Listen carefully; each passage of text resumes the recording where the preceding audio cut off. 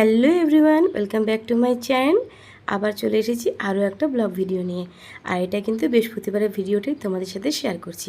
এখানে কিন্তু মাছি লবণ হলুদ মাখিয়ে রেডি করে রাখা আছে, আর সব রকম সবজি একসাথে কেটে একদম ধুয়ে রেডি করে রাখা আছে। আর এখানে মিষ্টি কুমড়ো আলু সব কমপ্লিট রেডি করে রাখা আছে। আর মাছের তেল রান্না করা হবে, তার জন্য কিন্তু মাছের তেলটাও কিন্তু পরিষ্কার করে বাটিতে একদম রেডি করে রাখা আছে। আর এদিকে দেখতে পাচ্ছ করলা ভাজা করব, তো তার জন্য কিন্তু করলাটাকেও কিন্তু ধুয়ে টুয়ে একদম জলের মধ্যে রেখে দিয়েছি। তাতে হবে কি একটু মুচমুচে হবে ভাজাটা। আর এগুলো কিন্তু আমি কোনোটাই রেডি করিনি, সব কিন্তু আমার বোন কেটে বেছে একদম ধুয়ে পরিষ্কার করে রেখে দিয়েছে। আমি শুধু রান্নাটাই করব। তো এখানে পেঁয়াজও কেটে রেখে দিয়েছি, মাছের তেল করা হবে আর মাছের ঝোল করা হবে। আর এদিকে সকালের যে সেদ্ধ ভাতটা করা হয়েছে ওটা বসিয়ে দেওয়া হয়েছে। আর করব সাথে একটু ডিমের আমলেট। তো তার জন্য আমি এখানে বাটিতে ডিমটাকে গুলে নিয়ে অল্প একটু পেঁয়াজ কুচি দিয়ে দিয়েছিলাম এর মধ্যে। আর ডিমের আমলেট খেতে কিন্তু সেদ্ধ ভাত দিয়ে বেশ ভালোই লাগে। তো আমরা 3 ভাই বোনই খাবো, মা তো ডিম খায় না, তার জন্য কিন্তু এখানে 3 জনের জন্যই বানিয়ে নিলাম ডিমের আমলেট। তো এখানে একটা প্রথমে ডিমের আমলেটটা বানিয়ে নিচ্ছি, আর পাশে হচ্ছে সেদ্ধ ভাতটা। আর আমি কিন্তু একটু বেশি করে ডাল দিয়ে সেদ্ধ ভাত খেতেই বেশি ভালো লাগে। আর ঘি দিয়ে সেদ্ধ ভাত খেতে কিন্তু অনেকেই ভালোবাসো, আমার কিন্তু ভীষণ ভালো লাগে খেতে। তো ডিমের আমলেটটা করে নিয়ে কিন্তু খাওয়া হবে। আর এদিকে দেখো এক পাশ কিন্তু ভাজা হয়ে গেছে, আর এক পাশ আমি উল্টে দিলাম। আর আমি কিন্তু ডিমের আমলেট যখনই করি তখন কিন্তু দুপাশই ভাজি আর কি। আমার ভালো লাগে না, মানে এক পাশ ভেজে অনেকে আছে উল্টে দেয়, মানে একটু কাঁচা থাকতে থাকতে। আমি আবার তা করি না, আমি দুটো পাশই সুন্দর করে ভেজে নিই। তো একটা আমলেট কিন্তু ভাজা হয়ে গেছে, আর একটা দেখো কড়াইতে বসিয়েও দিয়েছি, এটাকেও ওইভাবেই ভেজে নেব।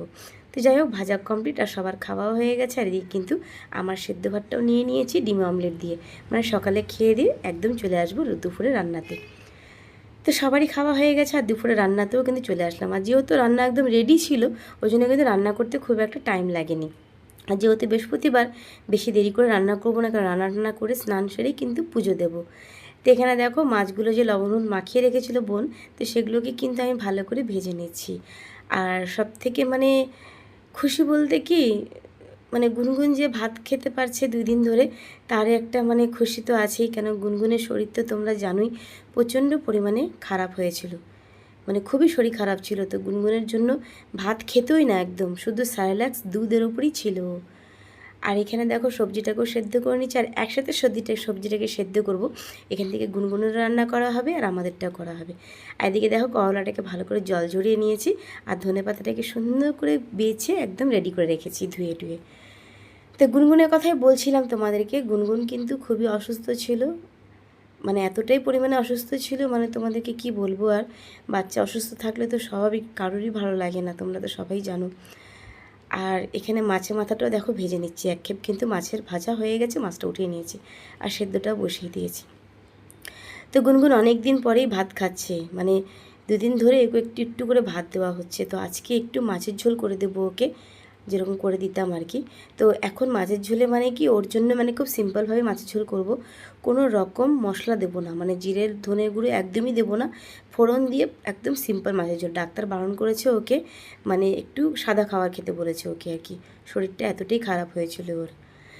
তো এখানে দেখো তেলের তরকারিটা কিন্তু তোমরা জানোই আমি কীভাবে করি, তো আর তোমাদেরকে এক্সট্রা করে কিছু বললাম না। তেলটাকে পেঁয়াজ টিয়াজ দিয়ে কালো জিরা দিয়ে ভেজে ওর মধ্যে ডাইরেক্ট মিষ্টি কুমড়ো আলু দিয়ে দিলাম।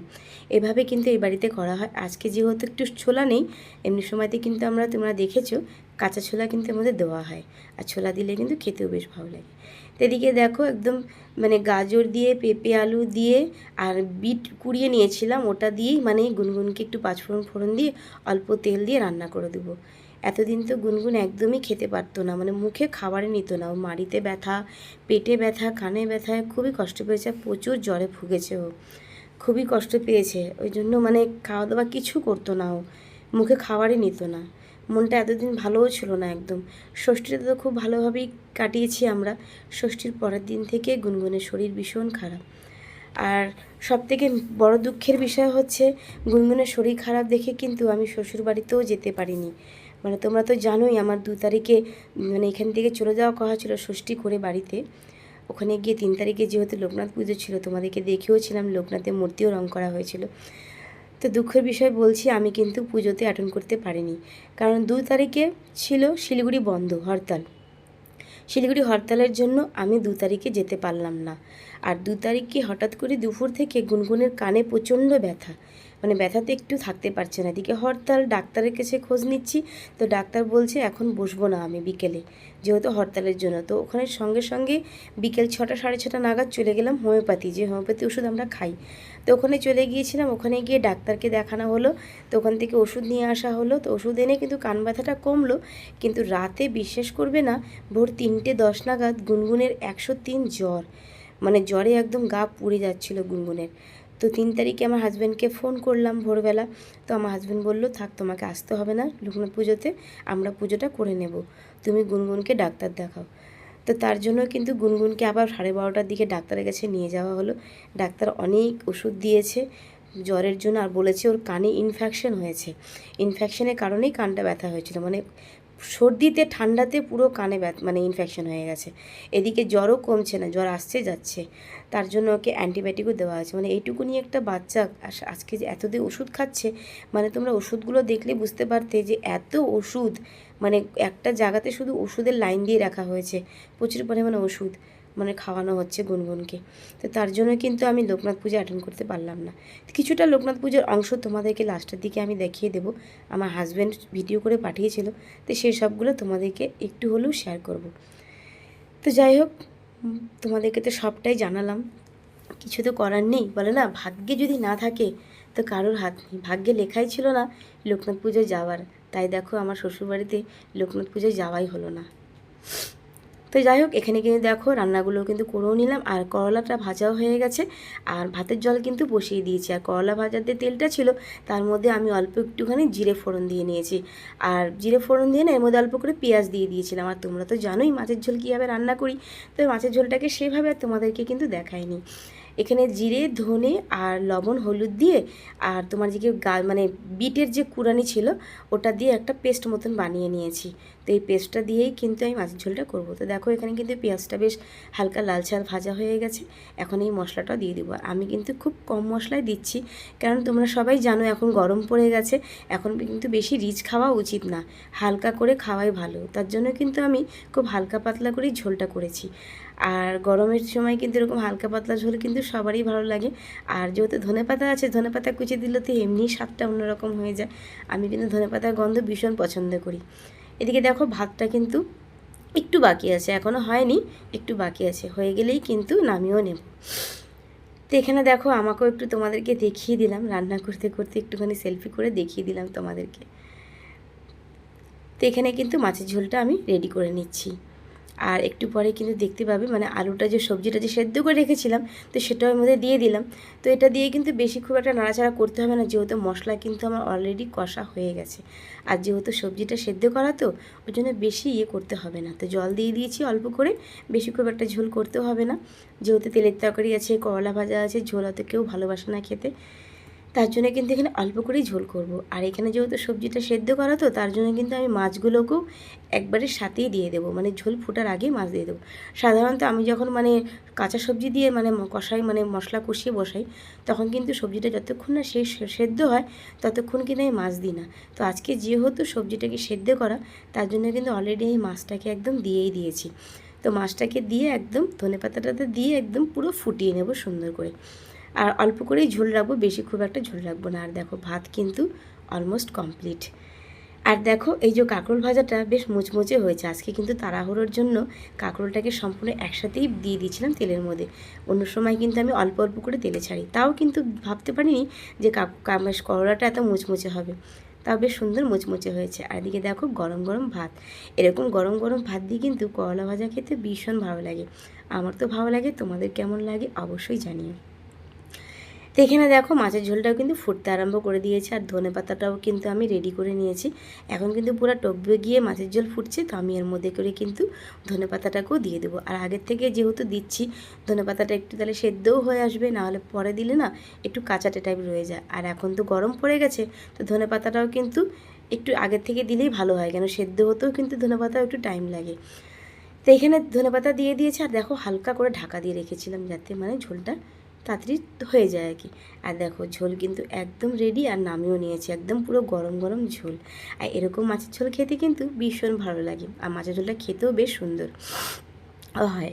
আর দেখো রান্নাঘরের দেখছো কী অবস্থা, চুলো টুলো ওগুলোকে কিন্তু আমি সব পরিষ্কার করে নিয়েছি। আর দেখো রান্নাঘর একদম মানে রান্না করার পরে কিন্তু রান্নাঘরে প্রচুর কাজ থাকে। আর দেখতে পাচ্ছ রান্নাঘরে কিন্তু সুন্দর করে আমি জানলা টালনা দিয়ে ভালো করে মুছে একদম পুরো পাকা টাকা ফ্লোর টোরগুলো একদম পুরো ক্লিন করে নিয়েছিলাম। তো যাই হোক এখন কিন্তু পুজোও দিয়ে নিতে চলে আসবো। তো স্নান টান সেরেই কিন্তু পুজো দিতেও চলে এসেছি। আর সম্পূর্ণটা তোমাদেরকে দেখায়নি, আমি কিন্তু স্নান সেরেই ঠাকুরকে স্নান করিয়ে জামা কাপড় পরিয়ে দিয়েছি। দেখো জামা টামা পরিয়ে একদম তিলক চন্দন পরিয়ে একদম রেডি। আর যেহেতু বৃহস্পতিবার দেখো ঘরটাকেও কিন্তু সুন্দর করে রেডি করে নিয়েছি। তাই যাই হোক কীভাবে পুজো করছি সবটাই কিন্তু তোমাদেরকে দেখাবো। আর এদিকে দেখো শিব ঠাকুরকেও কিন্তু জল ঢেলে একদম চন্দন পরিয়ে দিয়েছি। আর এদিকে মা আর আমি দুজনেই মিলেই করছি। আর মা দেখো সমস্ত বাসনকুসন মেজে পরিষ্কার করে প্রদীপ টদীপ সলতা রেডি করে নিয়েছে। আর দেখো ধুনোও রেডি করে নিয়েছে। এদিকে দেখো ফুলগুলোকে খুব সুন্দর করে সাজিয়েও নিয়েছি আমি। তো ভাবলাম তোমাদেরকে একটু হলেও দেখাই পুজোটা করাটা। সম্পূর্ণ তো তোমাদেরকে এভাবে দেখাতে পারবো না, তাই কিন্তু অল্প করে বাবা ভোলানাথকে যে ফুল দিচ্ছি সেটা তোমাদেরকে একটু দেখিয়ে দিলাম। আর ভোলানাথের কিন্তু সবথেকে প্রিয় জিনিস হচ্ছে বেলপাতা। বেলপাতা না হলে কিন্তু আর ভোলানাথের কিচ্ছু লাগে না। আর আমি কিন্তু ভোলানাথের ভীষণ ভক্ত, শুধু আমি না আমার গুনগুনও কিন্তু ভোলানাথের ভীষণ ভক্ত।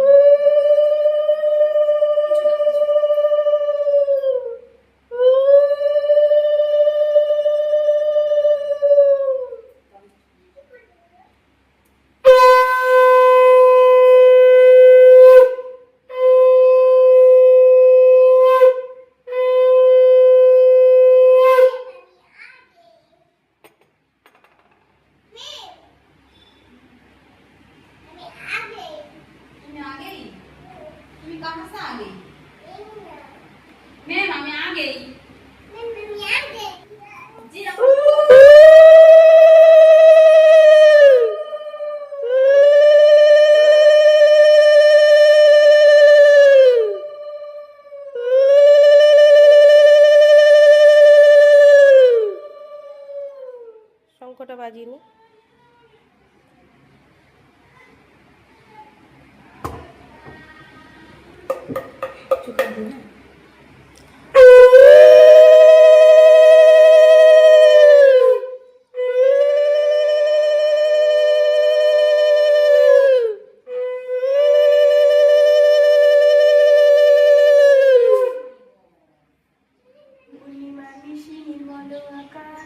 ধীরে ধীরে বহিতেছে মলয় বাতাস, লক্ষ্মীরে লইয়া বামে দেবে নারায়ণ, মলয় পর্বতে করে সুখী আলাপন, কেন কালী বিনা হাতে নারী গতি বলে দুজনারে প্রণয়ন্তী, কর জোরে লক্ষ্মীরে স্থগিত শিব, এ কথা কহিমাগে তোমার বছর।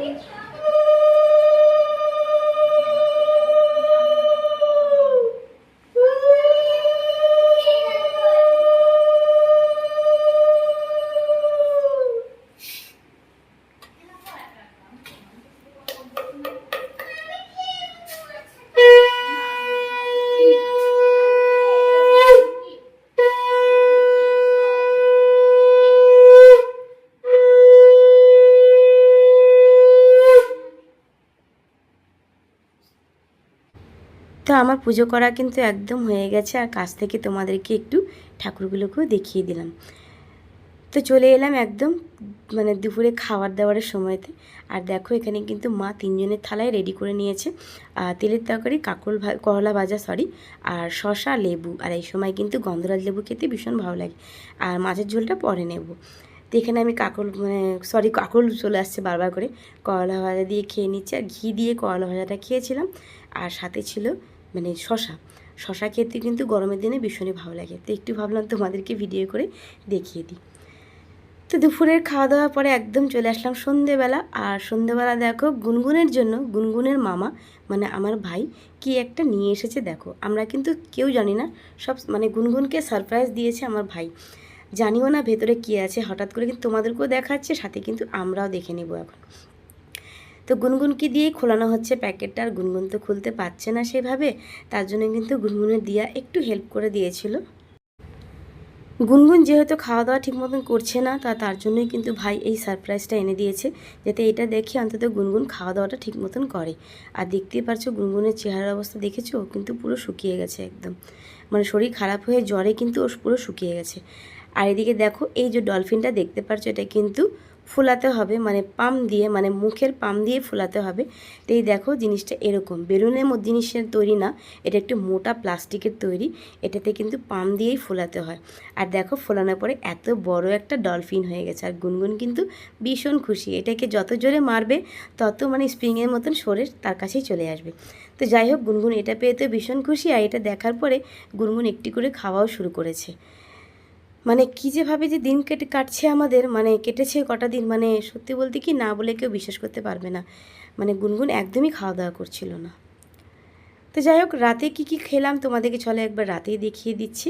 আর এখানে মা করেছিল তোমার দিকে একটু মানে পুর ভরে পুরি বানিয়েছিল, আর এখানে ছিল তোমার দিকে সেমই। আমি কিন্তু সেমই খেতে ভীষণ ভালোবাসি, তো তার জন্যই কিন্তু এখানে সেমইটা বানানো হয়েছিল।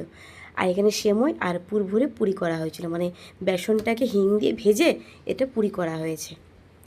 তো যাই হোক, খাবারে কিন্তু ডিনারের থালি রেডি করে নিয়েছি, আর এটা কিন্তু আমার থালা না, এটা ভাইয়ের জন্য রেডি করেছি, তাই ভাবলাম তোমাদেরকে একবার দেখিয়ে দিই। তো এখানে মানে পুরি আর তোমাদেরকে সেমই নিয়ে নিয়েছি।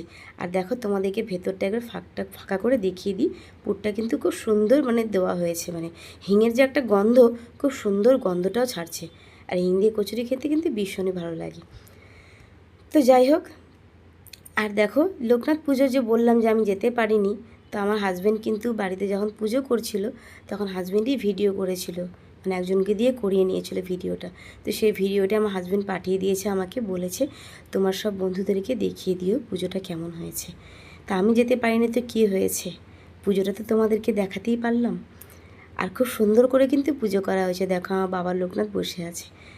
আর এটা দেখার পরে মনটা একটু ভালো লাগছিল, কারণ পুজো তো না যেতে পারলেও হাজব্যান্ডের ভিডিওর মাধ্যমে কিন্তু আমি পুজোটাকেও দেখে নিলাম। আর কী করবো, বাচ্চার শরীর খারাপের থেকে তো বড় কিছু না, আগে আমার বাচ্চা তারপরেই সব কিছু। তা আমার মেয়ে এখন ভালো আছে, একটু সুস্থ আছে, ভগবানের লোকনাথ বাবার আশীর্বাদে আমার মেয়ে অনেক ভালো আছে এখন। তোমরা আশীর্বাদ করো যাতে গুনগুন খুব তাড়াতাড়ি সুস্থ হয়ে যায়। তো এখানে যজ্ঞ করা হচ্ছে, আর এখানে যজ্ঞ হচ্ছে, আর এই পুরোহিত মশাই কিন্তু যজ্ঞটা করছে, আর ইনি কিন্তু খুব ভালো পুজো দেয়। আমাদের বাড়ির শ্বশুরবাড়ি যত পুজোই হয় এই পুরোহিত মশাই কিন্তু করে। আর দেখো তোমাদেরকে আরেকটা জিনিস দেখিয়ে দিই, পুজোর পরের দিন 4 তারিখে আমার হাজব্যান্ড সব প্রসাদ নিয়ে এসেছিল সকালবেলা সমস্ত কিছু দিয়ে গেছে, মানে খিচুড়ি তরকারি আর ভোগের প্রসাদে যা যা আছে সবটাই তোমাদেরকে দেখাবো।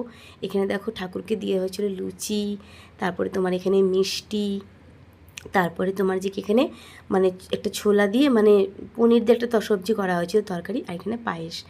আর এখানে দেখো দেখিয়ে দিই ছোলার ডাল, ঠাকুরকে যা যা দেওয়া হয়েছিল আর কি। আর এখানে অন্ন ভাত, 5 রকম ভাজা দিয়ে অন্ন ভাত। তো আজকের ভিডিওটা তোমাদের কেমন লাগলো অবশ্যই জানিও, আর খুব তাড়াতাড়ি কিন্তু নতুন ভিডিও নিয়ে চলে আসবো। তো চলো টাটা, বাই বাই।